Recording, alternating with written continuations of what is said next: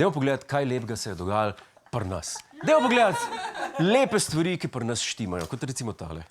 V Kamniku se danes zaključujejo dnevi narodnih noščin oblačilne dediščine. Gre za največji etnološki festival v Sloveniji, ki vsako leto privabi več kot 30 000 obiskovalcev. To je lepo, ne pa von der Leyen pa komisarji. To hočemo, narodne noše. In smo videli kakšen hudo nošo, kakšen cosplay. Moja noša je ljubljanska oziroma šišenska noša. Veliko plasti, blaga imate na sebi. Ja, sama obleka je kar precej težka, spodaj so seveda še spodnje kikle, morajo biti, da obleka lepo stoji. To. A ste videli? Šišenska noša. Punca z Šiške.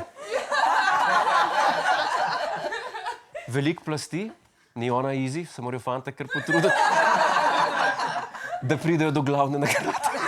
Čemu je pa namenjen tale vaš pas? Temu se reče sklepanec, je pa ključ od špajze, se reče.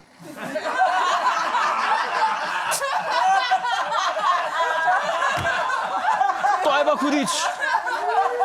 Ta je pa še zaklenjena povrh. Moram pa reči, da še nisem slišal, da bi rekel špajza pod kiklo.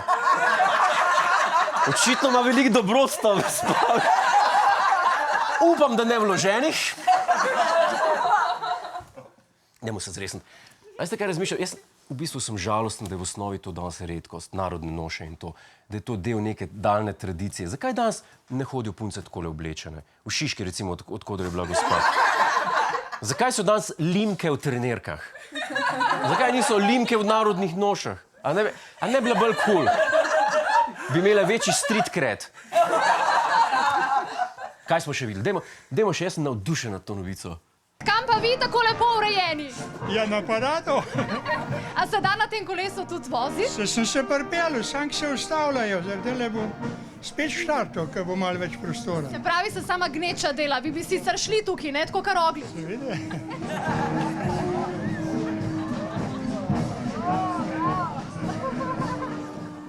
To je kolesarje, ne pa Tour de France pa nekaj. To je gospodski bicikl. Jaz sam upam, da se je gospod varno do cilja pripeljal. Mislim, da se je pol preoblekel in šel domov. Imamo posnetek ta?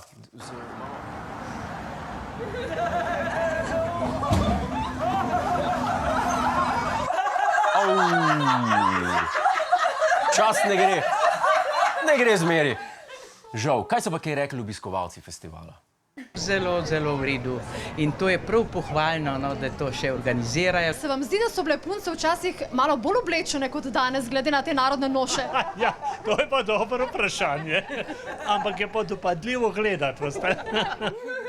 Dopadljivo, ja, mogo paziti, kaj bo rekel. Žena zraven, marelo ima v rok. Dopadljivo, vseh pa jih je slišal doma. Kaj je bilo dopadljivo, Janez? No, jaz se pričujem, predvidevam, da sta bila to mož pa žena. Če pa nista, se pa pričujem, da sta slučajno brat pa sestra. Spoštovani gospod Godar, ful imamo teh mailov. V glavnem, je bilo še kaj dopadljivega? In dopadljivo je tudi, ko ti sam Ivan Cankar v znak dobrodošlice in spoštovanja podari šopek svežih rož. A ni lepo? Zadnjih nekaj let se ni glih pojavil v medijih, se mi zdi, a se? Mislim, da je bil na plebiscitu nazadnje. Pa je pa čisto poniknil. Eni pravijo, da je dobil šiht na bar kafe, ne bi mu mama zrihtala. Hej, preden greš, klikni tukaj in se naroči na naš YouTube kanal.